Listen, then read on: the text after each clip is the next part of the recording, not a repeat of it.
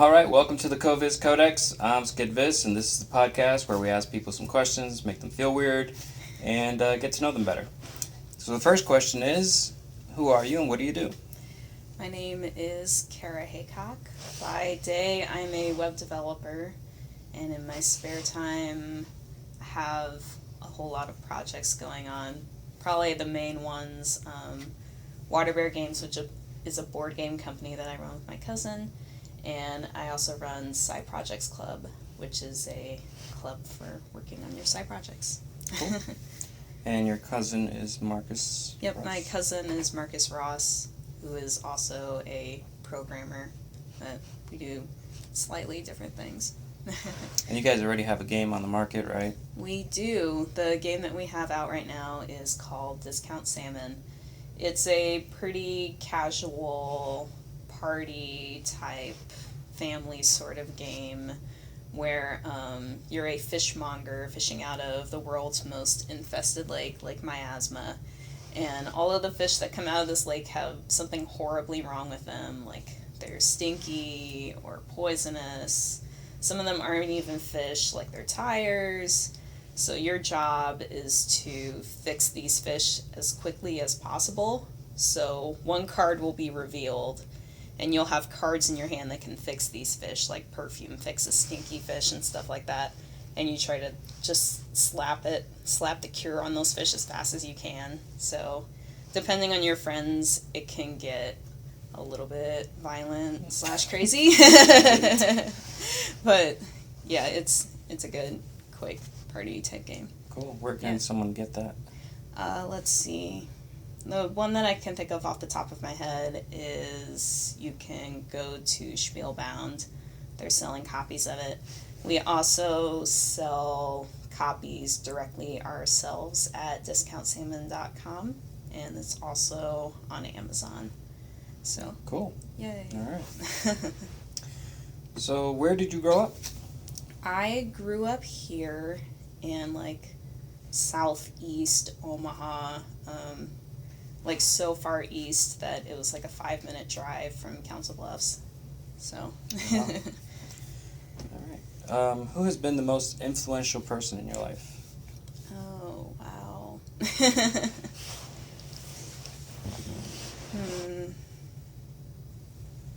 I usually preface that with, outside of your parents, because most people feel like they have to say their parents. Yeah, outside of Yeah. my parents.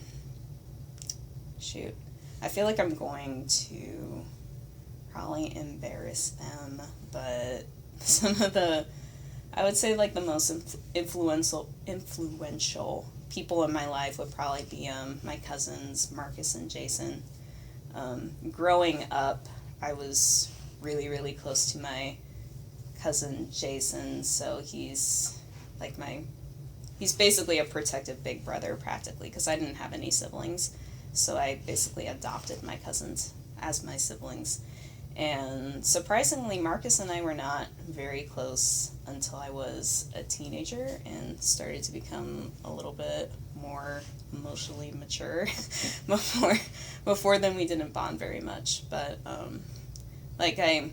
them being so much older than me, they're 7 to 8 years older than me, growing up, I really admired them a lot, and I admired how well they did in school, and Marcus got full ride scholarships to college, and I aspired to that. So they really influenced me growing up, and now we're best friends. Marcus is pretty awesome. Yeah. What's your favorite band? No.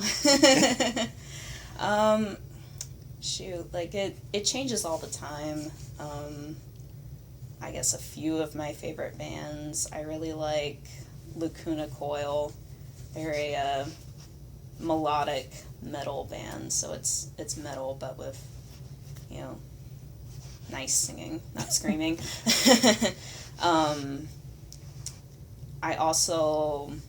I wouldn't say this is my favorite band, but I've been listening to them a lot recently. I really like Nothing More, which is a rock band, and Gemini Syndrome. I've been listening to a lot of them lately, too.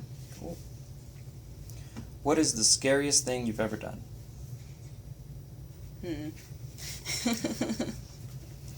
went to code school, right? Yeah, that's probably a good one. It wasn't, doing code school itself wasn't necessarily the scariest thing I've ever done, but deciding to do code school is probably definitely in the top 3, because at that time, I was working as a secretary, basically, and I was basically living paycheck to paycheck, and actually going a little bit into the red every month, because what had happened was, in the beginning, my mother and I had moved in together, and we were just splitting rent, like, almost right after I was done with college. But then she became ill and she wasn't able to work anymore, so I was paying for all of our bills, and I also wasn't happy at my current job. Like, it just wasn't fulfilling for me being a secretary. And I had gone to college and studied graphic design, but at least in the Omaha area, I was having a hard time finding a full-time graphic design job, especially since I was specialized in print design. So, but basically, I knew that the course that I was going wasn't long-term sustainable, because I wasn't making enough money to pay for our bills. So I was like, I need to change something drastically, or else this isn't going to last much longer. So around the time where I was considering maybe, I don't know, going to Metro and taking, like, coding classes in the evenings or something, because I had always been interested in, like, coding and making websites. I had been making, like, really goofy websites since I was 11 or 12. Like, Marcus taught me the very basics of HTML, and then I started making my own really goofy websites.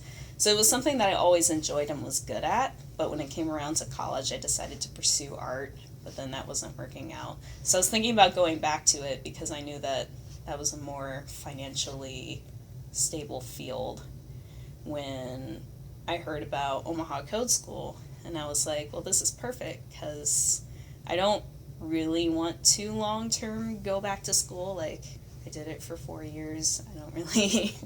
I don't really want to go back and get another degree. So, deciding to do that, but Omaha Code School is a full-time commitment, so I had to quit my job to do that when I was already struggling financially. Yeah, wow. But, like, I was struggling financially and supporting my mother, so it was a really tough decision, but I knew if I didn't do it, what I was doing currently wasn't working. So, but yeah, in order to make it work, I ran an Indiegogo campaign. I think that raised about $1,500 or $1,600, and really luckily for me, all of the women that were in the first Omaha Code School class got $2,500 scholarships from GitHub. Nice. So that helped a lot. And then everybody in the first class got $500 scholarships. So at the time, Omaha Code School was $6,000. I think they've raised it since then, but we were like the test class. So we got in at a little bit lower of a price point, because we were trying out this unheard of thing, at least in the Omaha area. Right. So a lot of things worked out so that I was able to do it and not go into debt.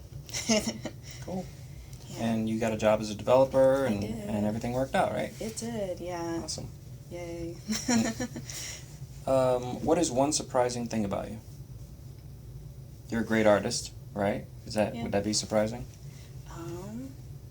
I don't know. Is it surprising? I don't know, like, not to sound narcissistic, but people are usually surprised with just how many talents / side projects I have. Because, like, I consider myself to be a good web developer and an artist, and I like writing, and I love singing, and I don't know, it seems like whenever I do the karaoke nights, people are like, wow, Cara, that was really good. That's true. Thanks. Yeah. So yeah, I guess those are potentially surprising things about me. Yeah. You're a really good singer. I just remembered that. Oh, thanks. What's your favorite movie or book? Let's see. I guess off the top of my head, the first thing that I think of for my favorite movie is... I'm gonna go with Kill Bill. I don't know, like, I not only enjoy the over-the-top storyline and action, but it came out, I think, when I was 13, and it was my first R-rated movie, and my dad took me to see it, and my mom was not that happy that he took me to see it, because it was so gory.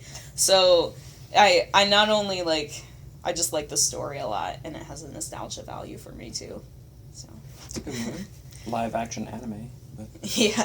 Yeah, that was what appealed to me, because Yeah. I was and still am really into anime, and at least in volume 1 there was like 5 or 10 minutes of animation. I was like, this is the best movie ever. All right. If you could instantly master a new skill, what would it be?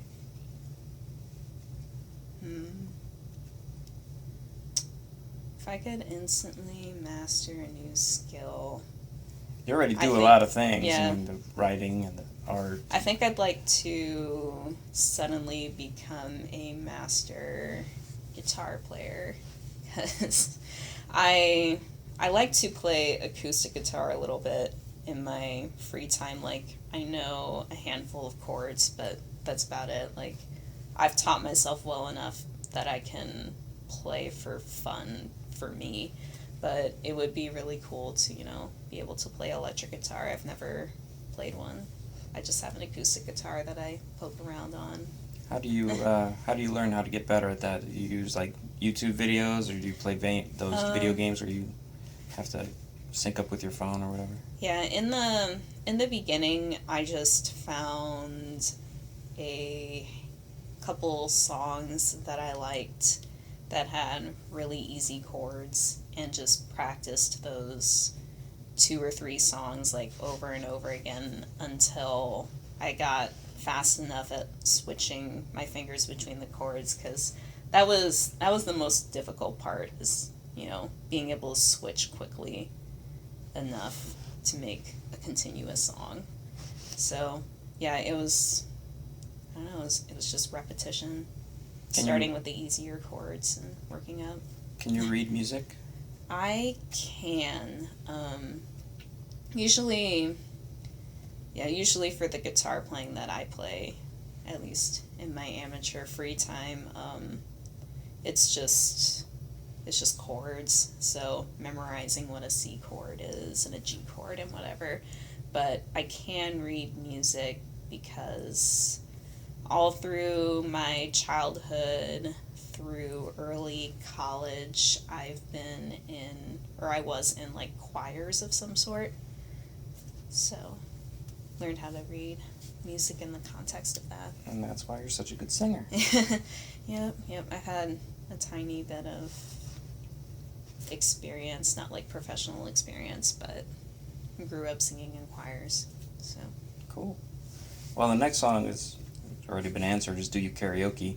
I do. What is your favorite song to sing?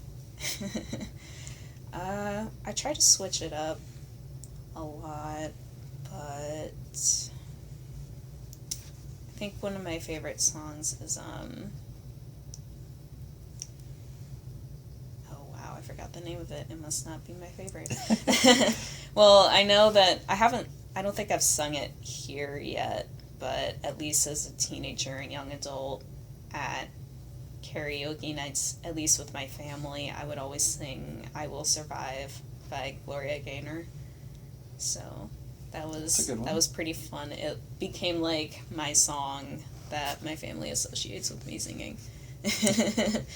I associate Bohemian Rhapsody, but Oh, yeah, that's also a good one. Yeah, at least whenever I'm singing with my family, and my cousin Jason is there, I always make him sing Bohemian Rhapsody with me, so that's like our song. Cool. It's a tradition. That's a good one. All right, you're big into games, so what's your favorite board or card game? And you can't say one that you made yourself. No, I wouldn't say that one that we made ourselves is my favorite anyway, because I don't know, like, I feel like things that you make yourself, you're constantly critical of and thinking of ways to make it better.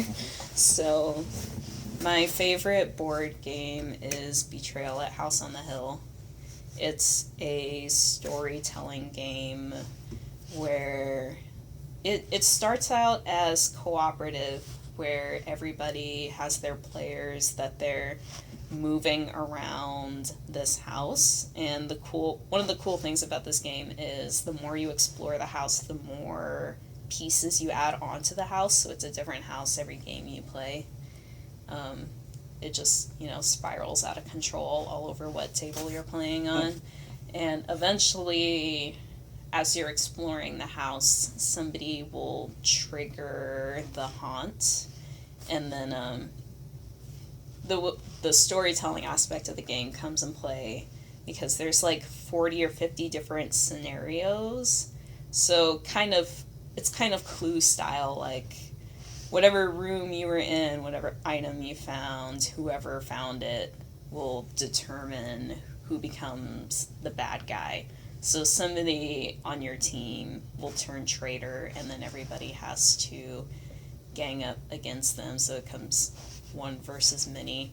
And I think there are some scenarios where sometimes there isn't a traitor, like you're all still playing co-op, but you're trying to escape the house over whatever insanity you triggered. But I really like it a lot. Like, it appeals to the storyteller in me, just how many different things that can happen. It's not even necessarily my favorite genre of board games, because I usually like... A lot of the games that I like are abstract puzzle games, like Blockus and Quirkle and things like that. So Betrayal at House on the Hill is my favorite, and it's not even necessarily my favorite game genre. So cool. How would your friends describe you? Probably quiet. Probably kind of shy, but a self-starter, and probably multi-talented, because I like to do so many different things. I would agree with that. Yay. Have you ever broken any bones or had stitches? I've never broken any bones, actually. The closest I've come was in 2nd grade. I think I fell out of a tree and sprained my wrist. So I had to just wear a brace for a few weeks or whatever it was.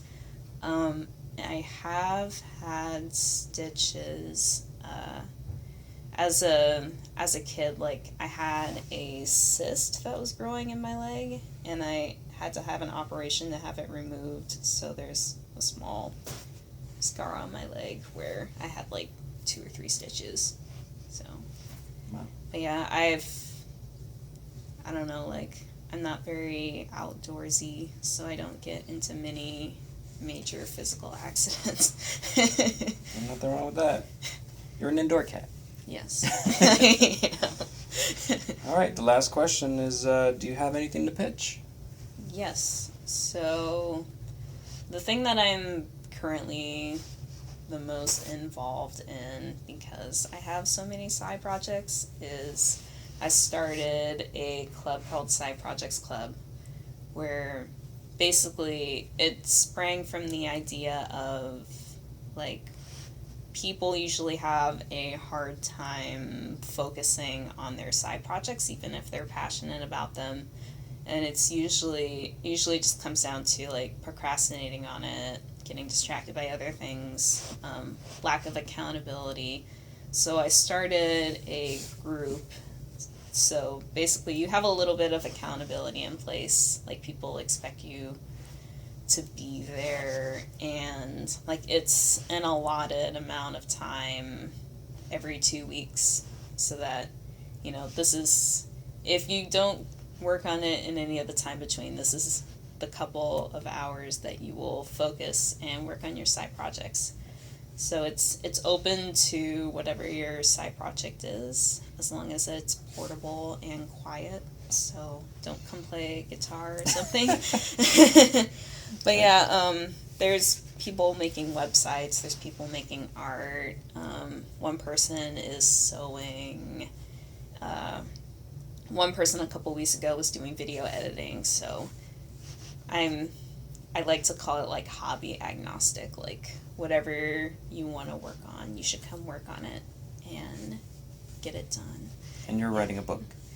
Yeah, I was. I was doing Nanowrimo, which is short for National Novel Writing Month, and it takes place through all of November. The challenge is to write 50,000 words. I wrote 20,000 words and got burned out, so I'm gonna set it aside for a little bit, like just step away from it a little bit and come back to it later. So now my current side project is I'm gonna be refocusing on Water Bear Games things, because I keep meaning to redo our website, because I don't know, I designed it in like the mid 2000s and it shows. And I know I'm a better designer / developer than that, so I keep meaning to make it better, and I'm gonna make it better. Cool. Is there a website for the Side Projects Club? Yep, it's just sideprojectsclub.com.